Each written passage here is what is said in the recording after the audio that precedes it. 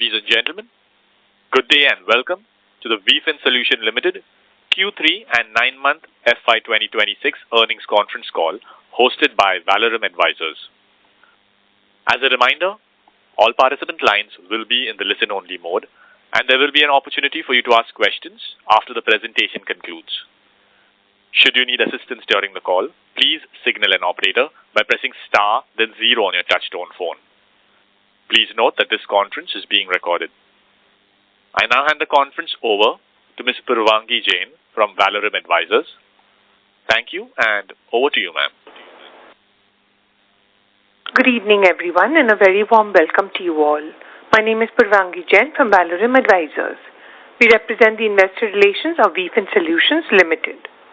On behalf of the company, I would like to thank you all for participating in the company's earnings call for the third quarter and the 9 months ended of the financial year 2026. Before we begin, a quick cautionary statement. Some of the statements made in today's earnings conference call may be forward-looking in nature. Such forward-looking statements are subject to risk and uncertainties which could cause actual results to differ from those anticipated.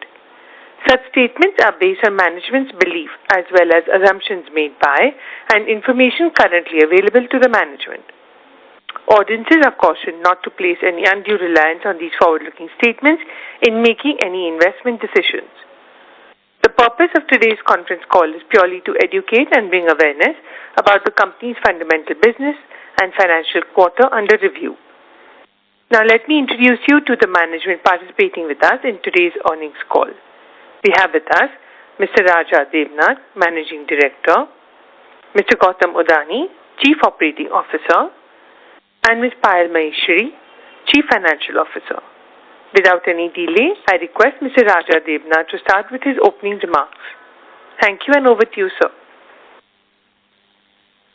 Good evening, everyone, and welcome to Veefin Solutions earnings conference call for the third quarter and 9 months ended financial year 2026.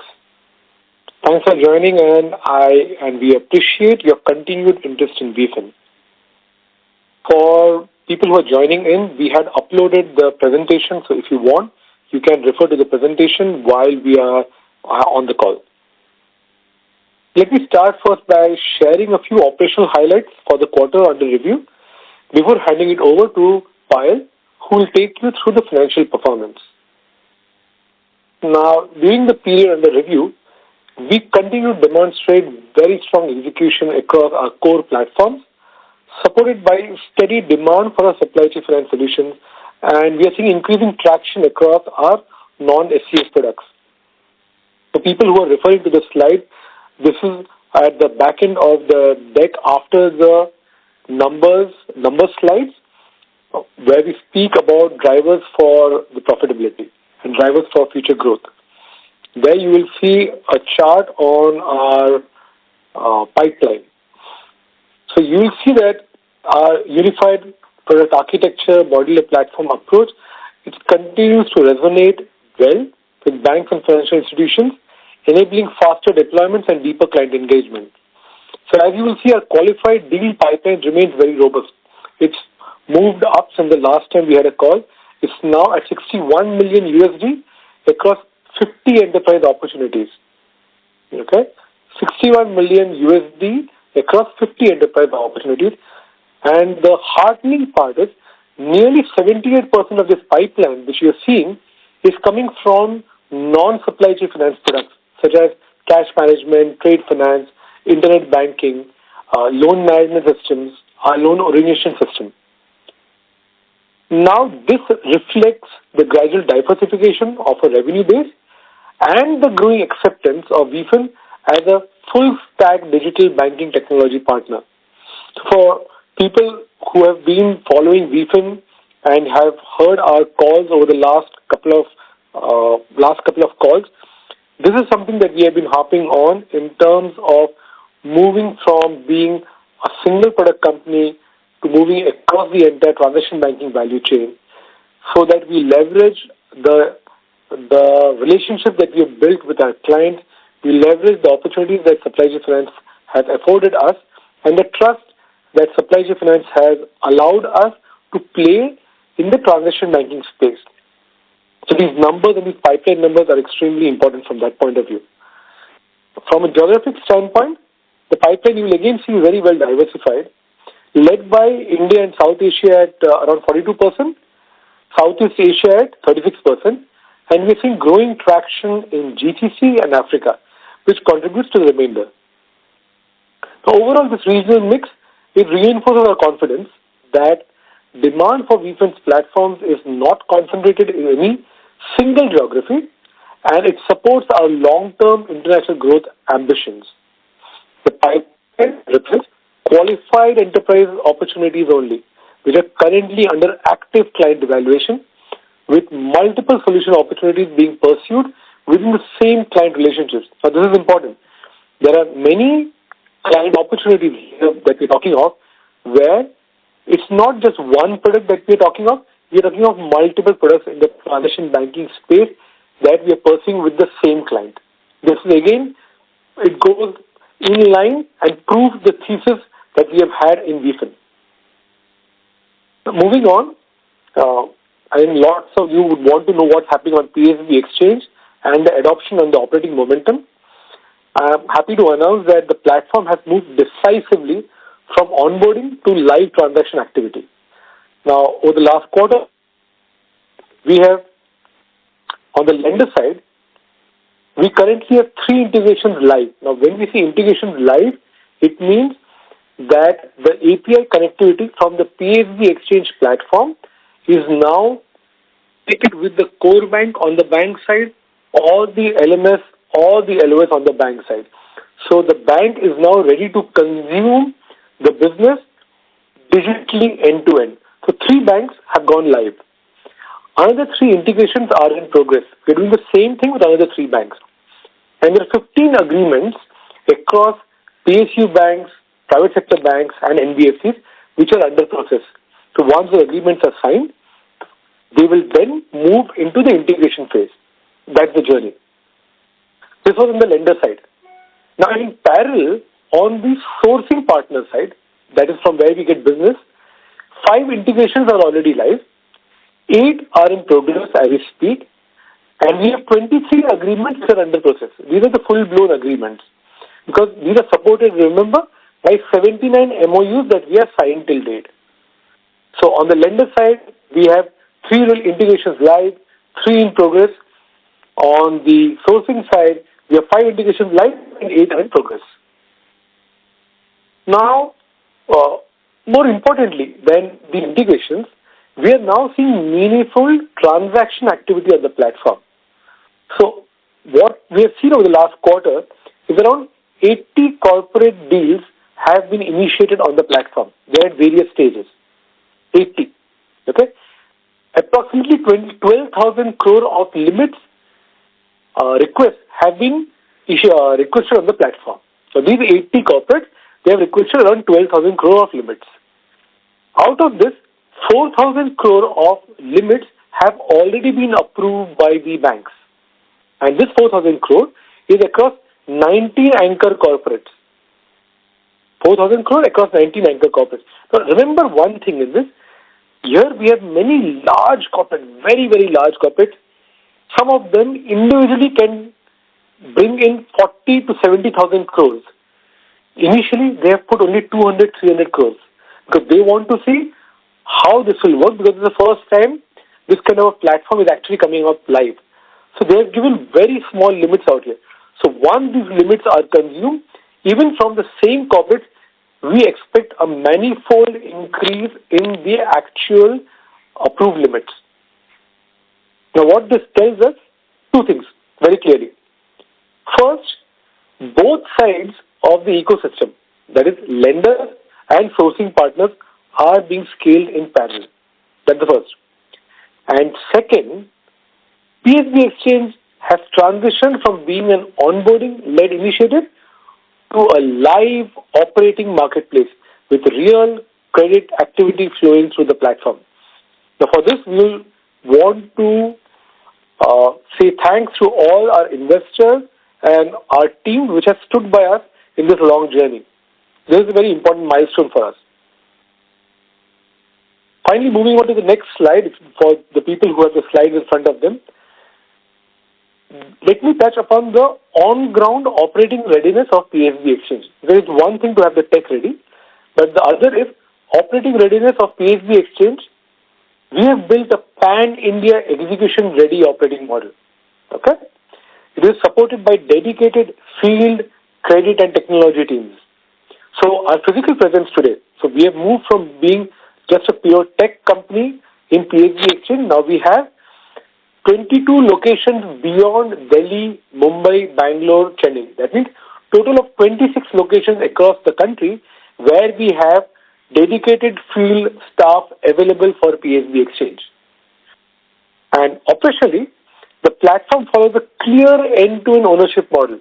Okay, this covers sourcing and anchor engagement, regional partner coverage, credit deployment and lender coordination, platform reliability and user experience.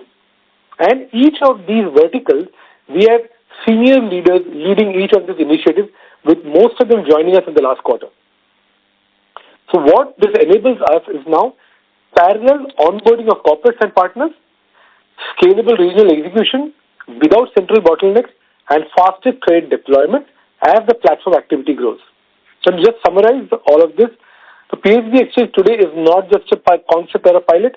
It is a live expanding platform with a diversified pipeline.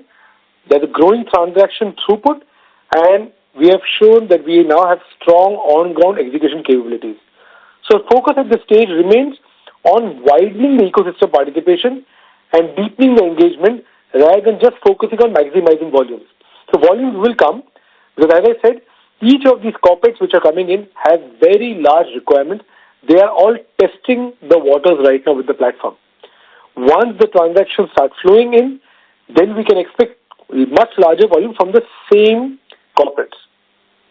So I think enough of all of this. So what I'll do is I'll now hand over to Payal, who's our Chief Financial Officer, who will walk us through the financial performance of the company. Payal? Thank you, Raja. Good afternoon, good evening, everyone. As the company is required to publish the quarterly financial results for the first time for the quarter ended December 31st, 2025, therefore, the financial results for the quarter ended September 25, that is the previous quarter, for the quarter ended December 24, that is Q3 for last financial year, and 9 months for December 2024 are not applicable and accordingly have not been presented. Now on to our performance for Q3. It has been a strong quarter for us, with Q3 performance almost matching our H1 numbers. Starting with the revenue. So our consolidated revenue for quarter 3 and 9 months period have shown a very strong growth. The quarter 3 revenue was 104 crores and the 9-month revenue was 214 crores on a consolidated level, which is driven mainly by a combination of organic growth or organic scale and full impact of our consolidation. The key growth drivers here mainly are, first, the contribution from all our existing clients, that is the standalone Veefin revenue, increase in monetization of the platforms which are live, increase in the AUM on the platform. Third, the first full year visibility of the subsidiaries and all our acquired entities. So that's on the revenue performance. One more very important thing to note here is that a large share of our product revenue is now recurring in nature, which gives us a lot of predictability and a lot of visibility going forward. On profitability, I want to address this very clearly as it's a key investor question. At a standalone level, our core product business continues to operate at an EBITDA margin of 52% on a YTD basis, that is for 9 months, and a PAT margin of 27%. On a consolidated level, our EBITDA margins are 19.95% and PAT margins are 7.75%, which is lower as compared to the standalone. But this is entirely a mix-driven and not performance-driven. So when I say mix-driven and not performance-driven, what I actually mean is the consolidated results include product entities and service entities, service businesses. Service businesses structurally operate at lower operating margins. That's the reason why, on a weighted average basis, the consolidated PAT margins are lower as compared to my standalone PAT margins. However, in terms of absolute numbers, the absolute PAT for my 9 months for current financial year is almost matching with the last financial year. So one more very important factor that we should consider is the increase in the absolute PAT number as well as increase in the earnings per share for the 9-month period. So to summarize on the profitability, standalone margins remain strong, consolidated margins reflect an investment and scale phase, and the absolute profit pools are expanding steadily. Further, also important to note that as our products, the PSP exchange, cash management, trade finance, move on to the monetization phase, the revenue mix will naturally shift and this will result in higher margins towards the IP-led revenues. So while the margins may look optically compressed today, structurally the model will support margin expansion over the coming quarter. Now leaving with this thought, I would like to conclude. We can now open the session for question and answers. Thank you. Thank you very much. We will now begin the question and answer session. Anyone who wishes to ask questions may press star and 1 on their touchtone telephone. If you wish to remove yourself from the question queue, you may press star and 2. Participants are requested to use handsets while asking questions. Ladies and gentlemen, we will wait for a moment while the question queue assembles. To ask questions, please press star and 1. The first question is from Rajkumar Rathi from Kotak Asset Management. Please go ahead.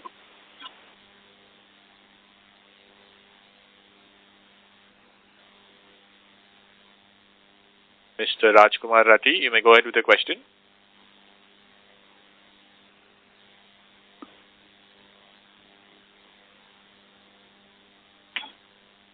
There seems to be no response from the line of Mr. Rajkumar Rathi. We'll move to the next question. Next question is from Kushal Kasliwal from InVed Research. Please go ahead. Hi, thank you for taking my question. So I think I'm slightly new to the company, but I just wanted to understand, or maybe clarify this point, that your standalone numbers are currently driven by the SCF business alone, or are there any other businesses apart from supply chain finance platform in the standalone numbers? Standalone numbers are SCF only. Got it. And does this SCF business also include PSB business? No, that's a separate line. Okay, so PSB will come in Concall? Correct. Understood. Got it. Can you properly split, Concall numbers by business segments? Because I think in your PPT, in your presentation, you have spelled out that, you have some strategic IP investments of different platforms which you are trying to generate, which include, your CMS, LMS, LOS. So can you is it possible to give, top line numbers for the Concall business? Now, SCF we know is in standalone, but apart from that, business-wise split and business-wise also EBITDA margin profile of each business. Hello? Yes. So there, in our results, in the disclosures, there is a segment-wise breakup between the products and the services. To answer your question further, out of the entire 82 crore of total 9 months revenue which comes from product, 53.85 crore is the revenue that is generated from standalone Veefin plus our organic growth, that is PSB exchange, cash management and trade finance.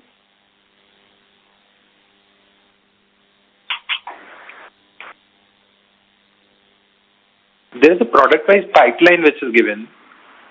In the results that are uploaded, in the consolidated result, in the disclosure, just to summarize, the product revenue, out of the entire 214 revenue, 82.4 crore comes from product and 131.3 is from services. And in the 82.4, we have the standalone Veefin plus the organic growth, that is PSB exchange, cash management, trade finance, that all comes to 53.85. Got it. But within this overall product revenue, I am assuming SCF will be the highest EBITDA margin versus, some of the new verticals like PSB and trade finance, right? Correct. Would it be possible to give some numbers on this and maybe a future guidance on these products scale up? How do we expect the other products as well as maybe SCF and margin profiles today and maybe 2 years out? So, Payal, you can give the first part, the margin profiles 2 years out and the numbers, how they'll pan out, that I can take. Yeah. So, on the first part, in the 9 months YTD numbers, when I say 53.85 is the revenue, the EBITDA is 23.54. And PAT is 12.4 crores, okay, for the products. These are only Veefin, e-store, the PSB exchange, cash management, and the trade finance products. So, like you mentioned, currently our EBITDA margin for other products are a little low because it's in a growth phase and our monetization phase. So, total EBITDA margin for all these products is currently 43.4%. And with respect to the future growth, I think Raja can explain. So, just to reiterate, standalone just SCF. So if you look at just SCF numbers, their EBITDA margin is 52%. Okay. Yeah. And when you look at this on a steady state basis, once cash trades, what are the product groups that we have? We have supply chain that we know what the EBITDA margins are. Then on top of this, what you will add are your cash, trade, internet banking, LOS, LMS. On this, on a steady state basis, we should be looking at between 40 to 45% EBITDA. Okay, that's the EBITDA that we look at here. Specifically on PSB exchange, because that's a separate type of business, there we look at EBITDA from anywhere from 28 to 33%. That's the margin that you will see EBITDA on the PSB exchange business. That's the way to look at it. And Raja, maybe can you also spell out some, guidances or some expectations, maybe internal expectations on how do you plan to scale up the other two verticals, which is PSB and trade finance? I'm sure SCF is now pretty much scaled, but maybe 3 years out, can you give some guidance or some growth number around these platform businesses? I think a good sense of that you will get from the deal pipeline. The fact that 78% of the deal pipeline right now, because all of these products have just got ready in the last quarter, 5 months, 6 months. Okay, or that's the time period. You could think of it, them last quarter got ready. Now, after getting ready, the team has already been working, and already we are seeing a 78% pipeline of non-SCF. So that gives you a clear idea of where we are headed. The SCF will become one large piece of business, yes, but the others are catching up very, very fast, significantly. So that's where the TAMs in those products are much larger than SCF. Those are much larger products than SCF. The challenge in terms of complexity was much higher out there, and the global banking world has been crying for products in that segment for the last 20 years. So the future seems more skewed towards the other products. SCF will continue growing, but as a percentage contribution, SCF will clearly not be the major player, say, a couple of years down the line.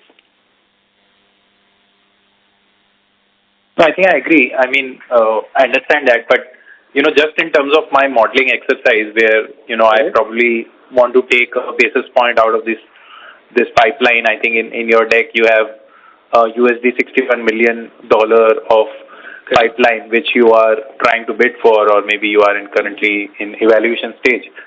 But from a modeling perspective, how much of the pipeline should actually get converted? And after, conversion, SCF is a basis point business, but just wanted to get a sense that how will revenues flow. Maybe you can tell me some win rates or some basis point numbers? No, I wish. Okay. So the transaction banking business is unlike other SaaS businesses. So let me explain why. First is that even after you sign a deal, the revenue starts hitting your account 9 to 18 months down the line.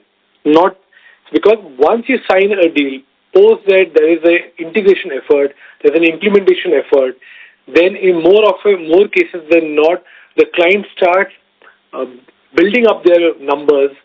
If there is a data which they already have, it will migrate. So all of these processes could take 9 months to 18 months, sometimes even longer than that. But once they start coming on, once it comes on board, that's when you start making money. That is in the SCF business. In the cash and trade business and the internet banking business, there what we are seeing is that the market is moving towards a recurring payment of pay-as-you-go models, either monthly or annual subscriptions. We are seeing that with most of the deals that we are talking with our clients on. The same thing will happen there also, that post-signing, it's 9 to 18 months where they will transition. We'll get some fees coming from this on the implementation and integration side, and the remainder will come once we go live. So the right way to look at these pipeline numbers is not to take a percentage and say next quarter or the quarter after how much of this is going to come in. These are slightly more longer term than that from a revenue augmentation on the P&L perspective. So don't just take these revenue numbers and just put a percentage and add them into numbers. They are some way off from hitting the P&L. Right now, the numbers that are hitting the P&L, those may have been closed a couple of years back. There's a lag in this business. Thank you. Before we take the next question, a request to participants to please limit your questions to 2 per participant. Should you have a follow-up question, we request you to rejoin the queue. The next question is from Himanshu Rathore from IIM. Please go ahead. Rajesh, good evening. Just one question. Looking at the pipeline, product pipeline that we have regarding on SCF businesses, this cash management it constitutes about 26%, which is more than SCF.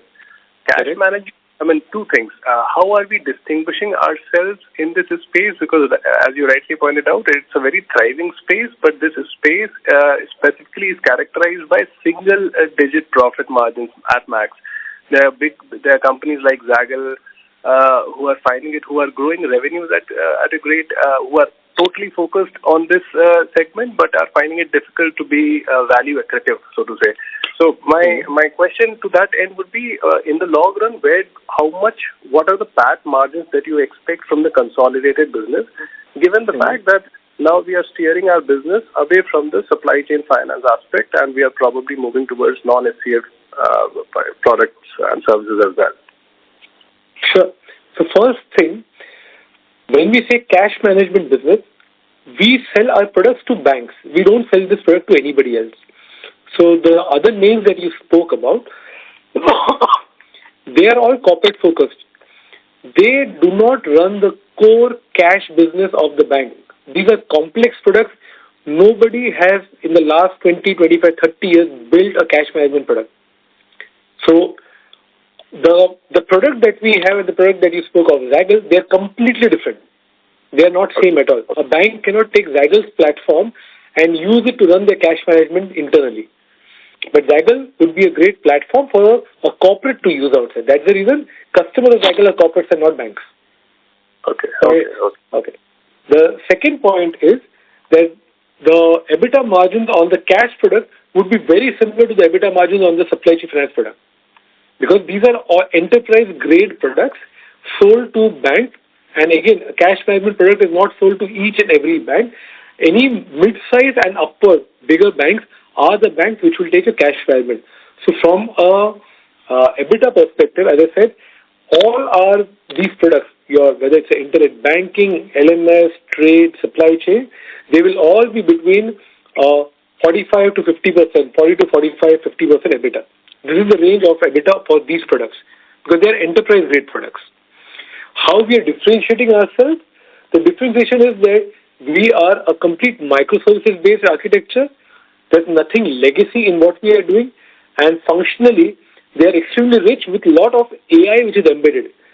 Now, the good thing for Veefin is these products have been born in the AI age, and it is competing with the legacy software which was born many, I think, decades back, and they have been used.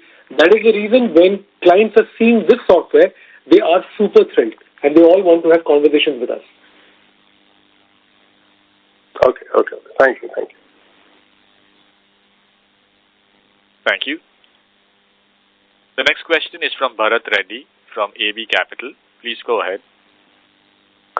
Hello, sir. Sir, regarding the preferential round that was approved in 2025, has the company now received the full amount for the allotted equity shares and 25% for the warrants? Yes, we have. Okay, and can you explain the utilization so far? The utilization breakup is already uploaded. So out of that, there are four objects of the fundraise. One is utilization for international expansion, product development, sales and marketing, and general corporate purpose over a period of 12 to 18 months. So out of the entire 94.3 crores, international expansion is 10 crores, product development is 49.33 crores, sales and marketing is 12 crores, and general corporate purpose is 23 crores. That is the breakup. Okay.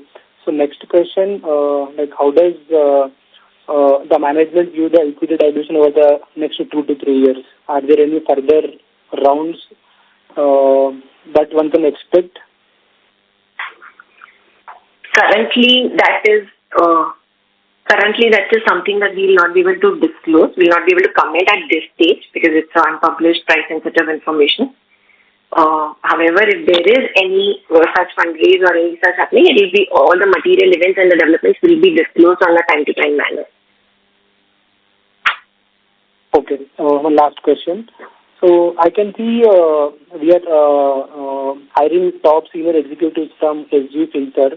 May I know what is the incentive structure that aligns this leadership with Veefin's long-term scale-up? Everybody who joins Veefin is on ESOPs, and ESOPs of senior management are always linked with the revenues and the bottom line of the company. So the reward structure for senior management is always aligned with how well the company will do in a long term, and all are on 4-year vesting periods in terms of ESOPs. Thank you. The next question is from Darshil Zaveri from Crown Capital. Please go ahead. Hello. Can people go on mute, please? Hello. People go on mute, please. Yeah. Hello, can you hear me? Yeah, hi. Yes. Yeah, hi. So I just wanted to firstly congratulate you on a great set of results, sir.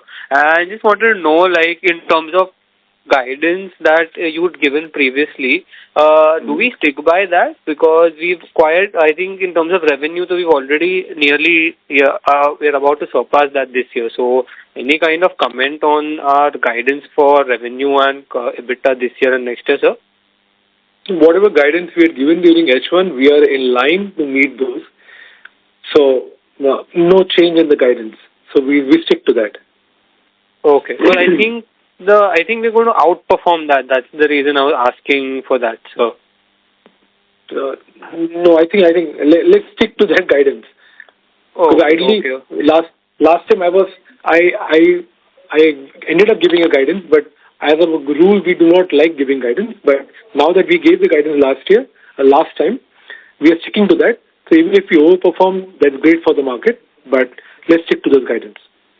Oh, okay, fair enough. And just so with regards to our FY27 revenue, any color on that? How much are we targeting, sir? It's the same thing. We'll not. We are, as you can see that whatever we had given as guidance, we will meet that and most probably surpass that. Let's stick with that. we are doing extremely well. You're all seeing what the numbers are looking like. You're seeing that what we had committed in terms of the products being ready, they are ready on time. We are seeing traction in the market. We are seeing that supply chain continues to be a very, very strong product for us. We are continuing to see that the new products which we had built, they are complementing supply chain very well. The same clients who are taking supply chain are now coming in back to us to take other products. So things are looking fine and good from that point of view. So the future looks nice. That's all I would say. Oh, okay, perfect. So just one last question from my end. So now when you already, develop a lot of new products. So any other product like, we are looking to, enter maybe that can, also, grow. So just want to know, like, what are the new products that, we are, targeting right now? So maybe not this year, next year, just with something that's in development, that we see that a great potential right now. So there are always products on the horizon, but nothing that we are developing right now, because these products that we have ended up building, these are massive products. So all the investments that we have done, now is the time to actually juice out the investments. So the focus of the team is now to juice out whatever we can from these products and concentrate on selling this more and more across the world. Thank you. Next question is from Hitendra Pradhan from Maximal Capital. Please go ahead.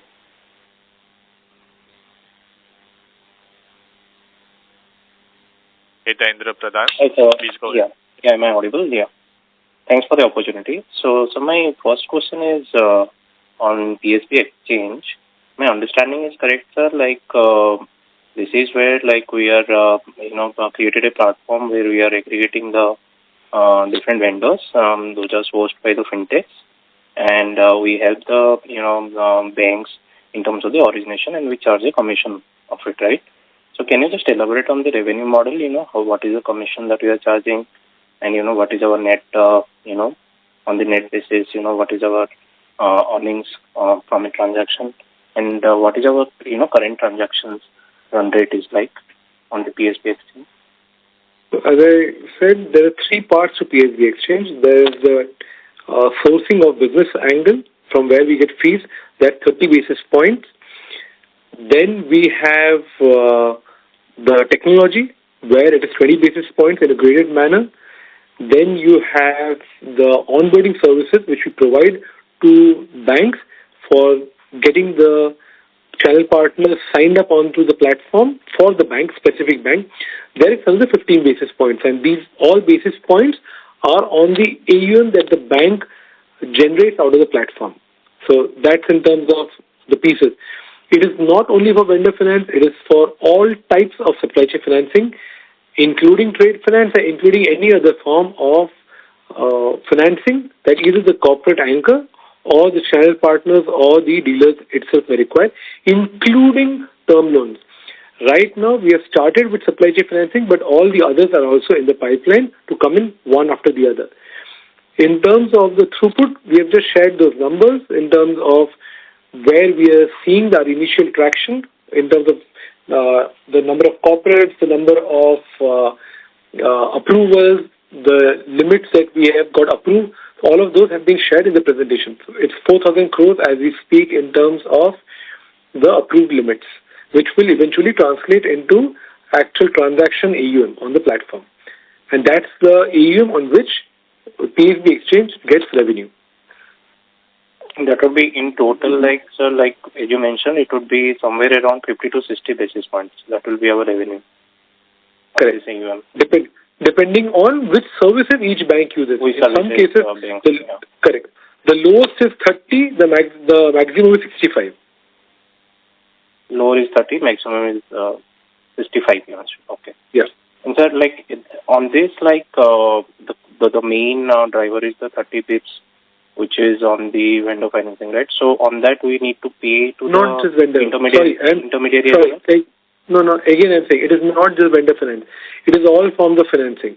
Whether it's a vendor finance, whether it is a dealer finance, for all forms of financing, the pricing is the same. It's 30 basis points. To answer your other point, where do we have to share? Yes. If it is our own source business, we do not have to share. If it's sourced through partner, between 10 to 20 basis points is shared with the partner. Okay. Okay. If it is our own, we don't say, but if it is sourced from someone, then we say 10 to 20 bits. Correct. Depending on what they bring to the table in terms of what services they provide. Okay, sir. Okay. Okay. And sir, the second question, just to clarify, like you mentioned earlier, the standalone SCF business, the contribution was 52 CR on the product revenue, which was 82 CR. 53.85 is the crore revenue. So out of that, standalone SCF business is 46.56 crore. And other products, PSB Exchange, cash management, trade finance, started, which is monetizing now, is the additional 8.3 crore. So that comes to a total of 53.85 crores out of the entire 82.45 crores of product revenue. I'm sorry if I missed this, but why are you splitting this into product and services for the SCF business? I mean... No, not for the SCF business. In the consolidated, in the standalone, we do not give segment-wise disclosure.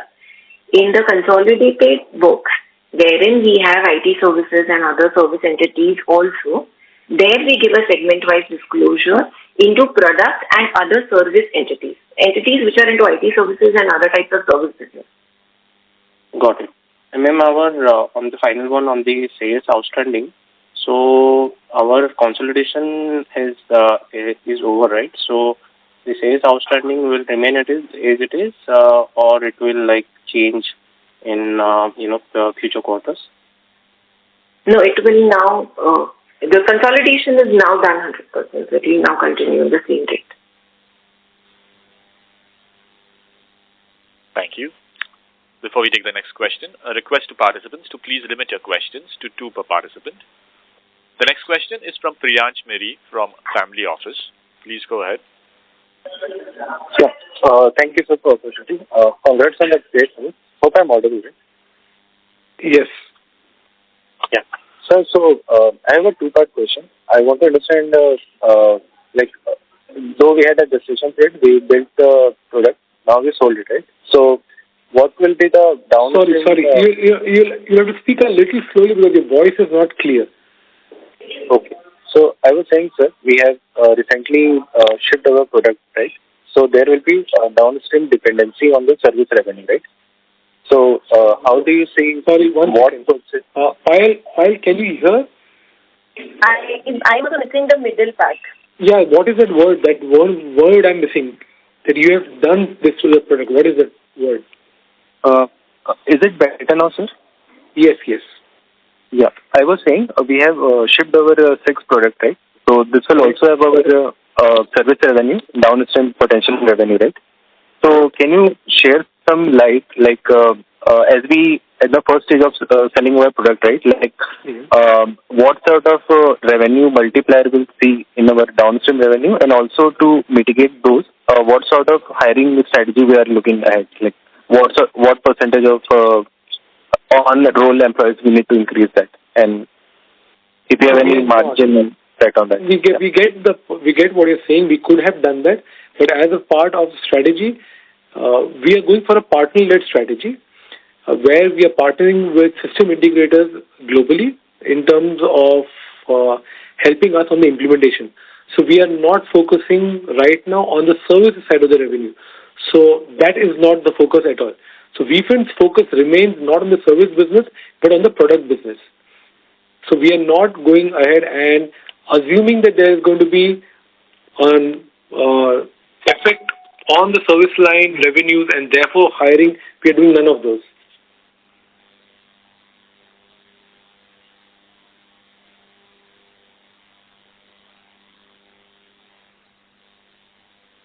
Thank you.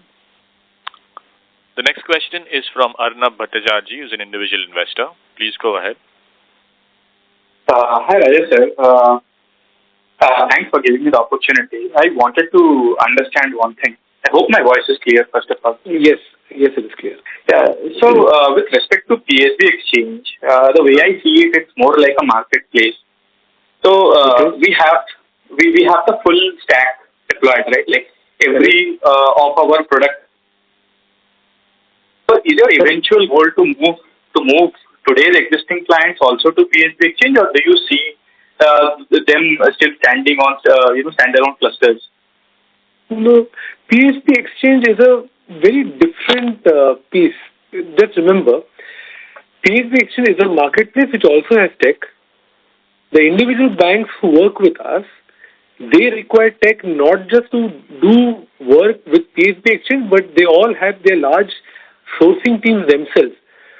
So when their own bank teams go and source business, they require a core system which they can use for managing that business. That's where Veefin standalone comes in. When they want business beyond what their teams are going and acquiring, that's where PSB Exchange comes in. So both of them are complementary in nature. Banks will have their own teams go and source, put their business on PSB on Veefin. Banks, after they have done the business from sourcing from their own teams, they want additional business. There they will go to PSB Exchange. If they don't have the tech, they will use PSB Exchange tech. If they already have a Veefin tech, there they're only going to be doing sourcing from PSB Exchange. So they're complementary businesses as such. They will not, no bank will shift its entire close its business and move to PSB Exchange, because they will have to still cater to the business which their own teams are acquiring. For that, they will always require Veefin.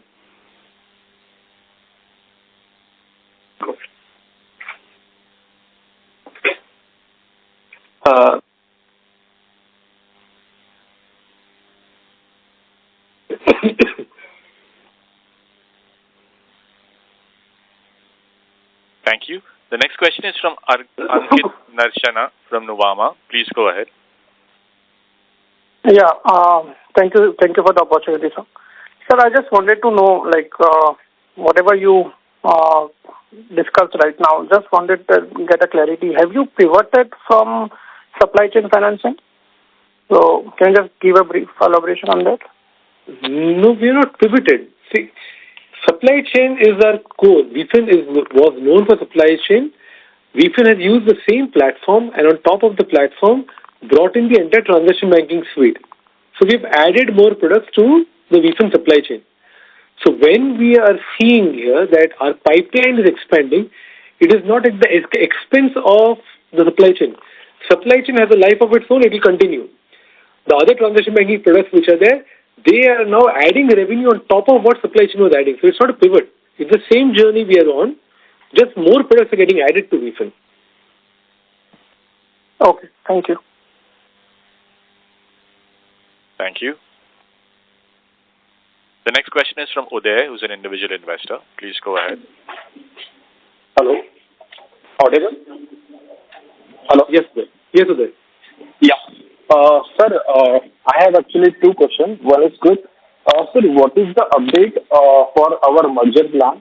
I see from the last update, BSE approval is still pending, right? And how, when do you think this merger plan will be in action?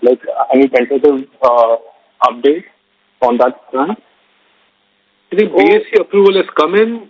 We are at SEBI. Over the next week, 10 days, we are expecting that approval. Post that, it goes for NCLT. Right. Okay.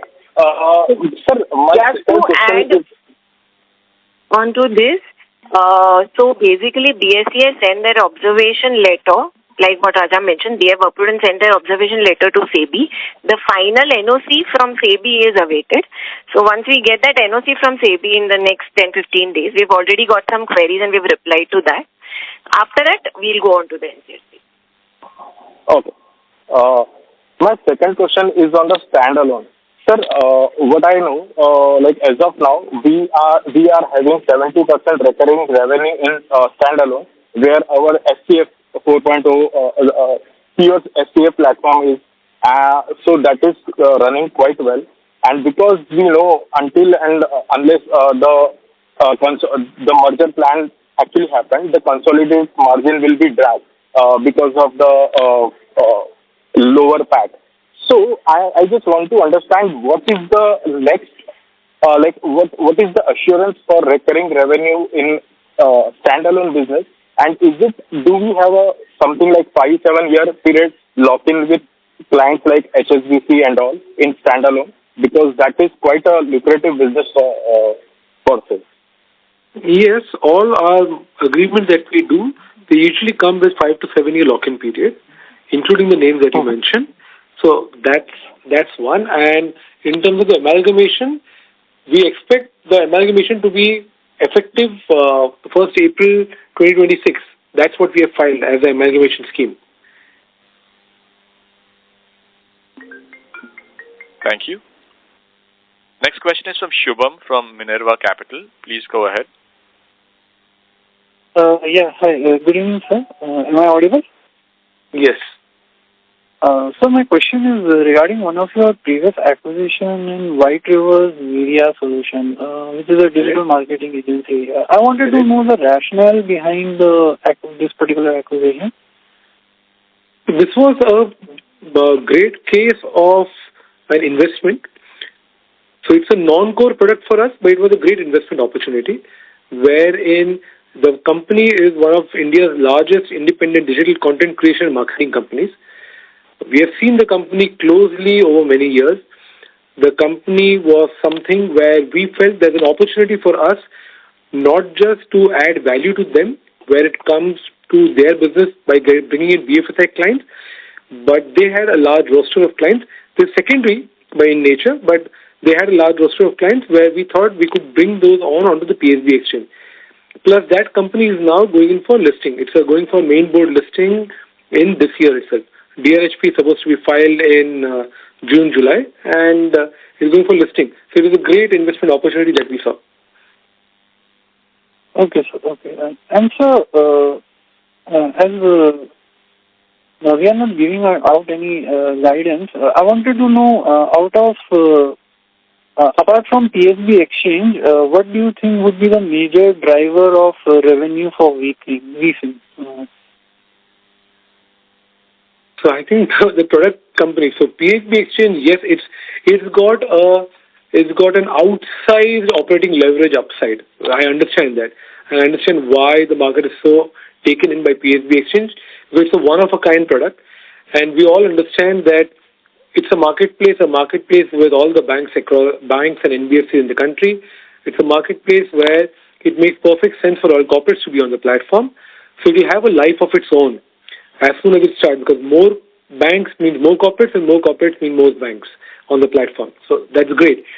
But the core products of Veefin, which is your supply chain finance, and now going forward our other transaction banking products, they themselves have great opportunities because these are very large markets as such globally, not just India.